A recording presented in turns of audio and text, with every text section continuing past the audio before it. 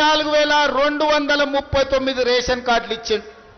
ఇవాళ ఈ నియోజకవర్గంలో 61,000 రేషన్ కార్డులు ఇవాళ మీ దగ్గర ఉన్నాయి.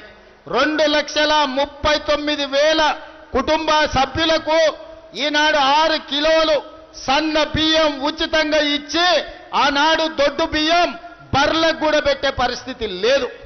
కానీ ఇవాళ సంటి పిల్లలకు కూడా సన్న బియ్యంతో అన్నం తినిపించే పథకం ఈరోజు ఉత్తమ్ కుమార్ రెడ్డి గారి నేతృత్వంలో తెలంగాణ రాష్ట్ర ప్రభుత్వం అమలు చేస్తుంది. మిత్రులారా, రేషన్ కార్డులు ఇచ్చింది మేము. ప్రతి పేదవాడి ఇంటిలో వెలుగులు ఉండాలి, మీ కళ్ళల్లో ఆనందం నింపాలని 200 యూనిట్లు ఉచిత కరెంటు ప్రతి పేదవాడి ఇంటిలో ఈనాడు కాంగ్రెస్ పార్టీ ఇస్తుంది. 500 రూపాయలకే మీకు సిలిండర్ ఇస్తుంది కాంగ్రెస్ పార్టీ. ఇదే కాదు, మా ఆడబిడ్డలు సినీ కార్మికులు 25,000 మందిలో సగానికి ఎక్కువ మహిళలు ఉన్నారు. మీ షూటింగ్లకు పోయేటప్పుడు లేదా మీ అమ్మగారింటికో అమ్మవారిని దర్శించుకోవడానికి పోవాలంటే బస్సు కిరాయిలే బొచ్చాడు అవుతుండే. ఇంటి ఆయన అడిగితే దసరా పండుగ ఎందుకమ్మా, ఉగాది పండుగ పోదు అనేటోడు. కానీ ఇవాళ ఎవరిని అడగాల్సిన పని లేదు.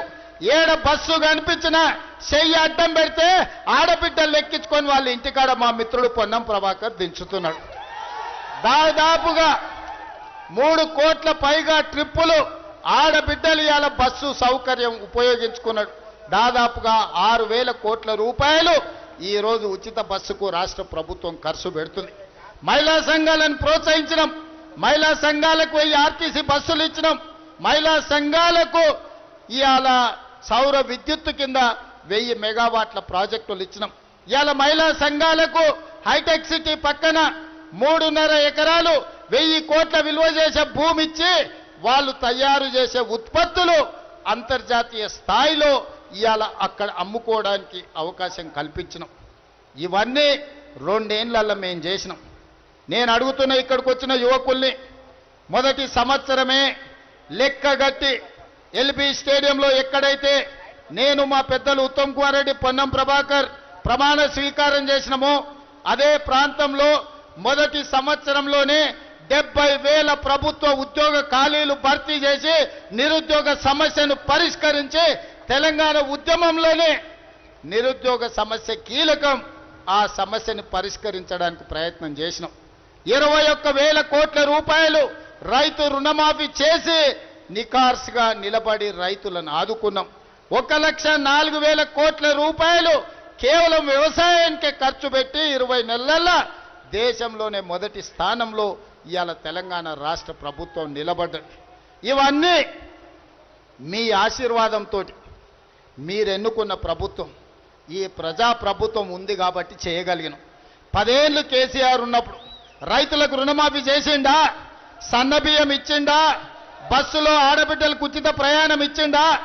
మీ ఇంటికి ఉచితంగా కరెంట్ ఇచ్చిండా? 500 రూపాయల సిలిండర్ ఇచ్చిండా? రేషన్ కార్డులు మీకు ఇచ్చిండా? ఇవాళ మేము 4% ముస్లింలకు రిజర్వేషన్ ఇస్తే 12% ఇస్తా అన్నాడు. ఇచ్చిండా? 10 ఏళ్ళైనా. మరి ఇవాళ ఏ మొహం పెట్టుకొని సిగ్గు లేకుండా బీఆర్ఎస్ వాళ్ళు ఓటు అడుగుతున్నారని నేను అడుగుతున్నా. ఇవాళ బీఆర్ఎస్ బీజేపీ ఒక్కటయ్యారు. ఎట్లన్నా చేసి కాంగ్రెస్ను ఓడగొట్టాలని కుట్రలు చేస్తారు. కిషన్ రెడ్డి కేటీఆర్ వేరు కాదు, నానానికి బొమ్మ బొరుజు. మేము ఆనాడు మోడీ, అమిత్ షా గారు హైదరాబాదు నగరానికి వచ్చినప్పుడు 1,00,000 కోట్ల కాళేశ్వరంలో కుంభకోణం జరిగింది, కాళేశ్వరం ప్రాజెక్టు కేసీఆర్కు ఏటీఎంగా మారింది అన్నాడు.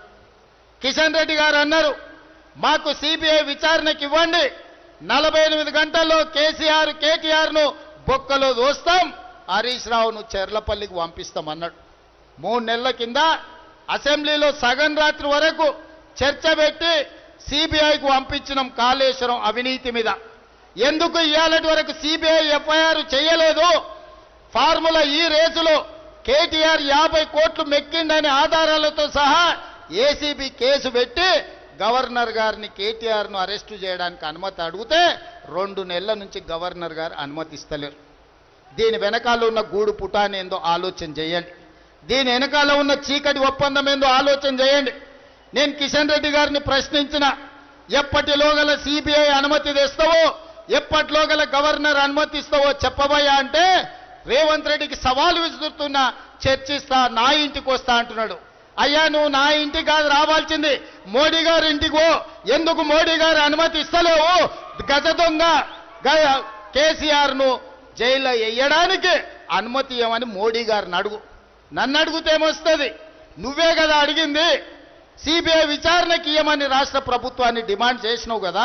నీ డిమాండ్ ప్రకారం ఇవాళ సిబిఐకి మేము కేసు ఇచ్చినాం. సిబిఐ నీ కిందనే కదా పనిచేసేది. మీ మోడీ గారు, అమిత్ షానే కదా పెద్దలు. మరి సిబిఐ అనుమతి తీసుకురామంటే నన్ను దబాయించడానికి, బెదిరించడానికి చూస్తుడు. అయ్యా కిషన్ రెడ్డి గారు, నువ్వు భయపడితే భయపడడానికి ఎవరు చిన్నపిల్లగారు లేరు, లాగు తోడుకొని లేవు. చాలా మందిని చూసినాం. నువ్వే కాదు, నీ అంతలాగా నీలిగిన కేసీఆర్ మా కాంగ్రెస్ కార్యకర్తలు బండకేసి కొడితే ఫామ్ హౌస్లో బోర్ల బొక్కల వండుకున్నాడు, లేవలేకున్నాడు. మా కాంగ్రెస్ కార్యకర్తల దెబ్బకు ఆయన కారు షెడ్డుకు పోయి ఈ రోజు కార్ఖానాలో అడ్డంగా వండింది. కేసీఆర్ ఫామ్ హౌస్లో బోర్ల వంతే ఆయన కారు కార్ఖానాలో ఎల్లెల్కల పడ్డది. ఇవాళ నీకు మా కాంగ్రెస్ పార్టీ కార్యకర్తల సత్తా నీకు తెలియదు. ఆయన కింగ్ అవుతాడంట, బొంగేం కాదు. డిపాజిట్ తెచ్చుకుంటావా కిషన్ రెడ్డి? జూబ్లీహిల్స్లో అని నేను అడుగుతున్నా. నువ్వు డిపాజిట్ తెచ్చుకుంటే నువ్వు గెలిచినట్టే కిషన్ రెడ్డి. పార్టీని తాకట్టు పెట్టి కేసీఆర్ని కాపాడు కాదు, కేసీఆర్ను, కేటీఆర్ను, హరీష్ను ఎప్పటి లోపల బొక్కలేస్తావో చెప్పి అప్పుడు ఈ జూబ్లీహిల్స్లో ఓట్లు అడుగు. ఇవాళ మూసీ నదిని మనం అభివృద్ధి చేసుకుందామంటే వద్దని అడ్డం పండుతున్నారు బీజేపీ వాళ్ళు, బీఆర్ఎస్. నేను అడగదలుచుకున్న కిషన్ రెడ్డిని, అహ్మదాబాద్ గుజరాత్లో సబర్మతి నదిని అభివృద్ధి చేసుకోవచ్చు. ఉత్తరప్రదేశ్లో యోగి గంగా నదిని అభివృద్ధి చేసుకోవచ్చు. ఢిల్లీలో బీజేపీ యమునా నదిని అభివృద్ధి చేసుకోవచ్చు. మరి హైదరాబాద్ ఏం పాపం చేసిందయ్యా? మూసీ నదిని అభివృద్ధి చేసుకోవద్దా? మా పేదోళ్లకు ఉద్యోగ అవకాశాలు రావద్దా? ఈ అన్నిటిని దృష్టిలో పెట్టుకొని ఇవాళ బీజేపీ బీఆర్ఎస్ను బండకేసి కొట్టండి. 3 సార్లు బీఆర్ఎస్ ఎమ్మెల్యేని గెలిపించారు, 3 సార్లు బీజేపీ ఎంపీని గెలిపించారు. ఒక్క అవకాశం నవీన్ యాదవ్కి ఇవ్వండి. మీ పిల్లగాడు మీ బస్తీల్లో ఉంటాడు, మీ కష్టాలలో మీకు తోడుగా ఉంటాడు. నవీన్ యాదవ్ను గెలిపిస్తే మీకు ఇద్దరిద్దరు సిపాయిలు పనిచేసేటోళ్ళు వస్తారు. అజరుద్దీన్ మంత్రిగా మీ బాధ్యత తీసుకుంటాడు. నవీన్ యాదవ్ ఎమ్మెల్యేగా మీ సమస్యల మీద మాట్లాడతాడు. మీ సోదరుడు రేవంత్ రెడ్డి, ఉత్తమ్ కుమార్ రెడ్డి గారు, పొన్నం ప్రభాకర్ గారు మీ సమస్యల్ని మా మంత్రివర్గంలో పరిష్కరిస్తాం. ఇవాళ మీరు అండగా నిలబడండి. ఒక్క అవకాశం కాంగ్రెస్కి ఇవ్వండి. 3 సార్లు బీఆర్ఎస్కి ఇచ్చారు, 3 సార్లు బీజేపీకి ఇచ్చారు. చీకటి ఒప్పందాలతోని ఈనాడు కుట్రలు చేసి ఒక యువకుని నవీన్ యాదవ్ను ఓడించాలని వాళ్ళందరూ గల్లీ గల్లీ తిరుగుతారు. ఈ కుట్రలను తిప్పికొట్టాలి, నవీన్ యాదవ్ను గెలిపించాలి. గెలిపించడానికి మీరంతా సిద్ధమేనా? సిద్ధమేనా? సిద్ధమేనా? 30,000 మెజారిటీ ఇవ్వాలి. సిద్ధమేనా? 30,000తోని జూబ్లీహిల్స్లో గెలిచి బీఆర్ఎస్ వాళ్ళ మూతి మీద కొట్టాలి. మీరందరు తయారా? తయారా? తయారా? తయారన్న వాళ్ళందరూ చేయి పైకెత్తుని.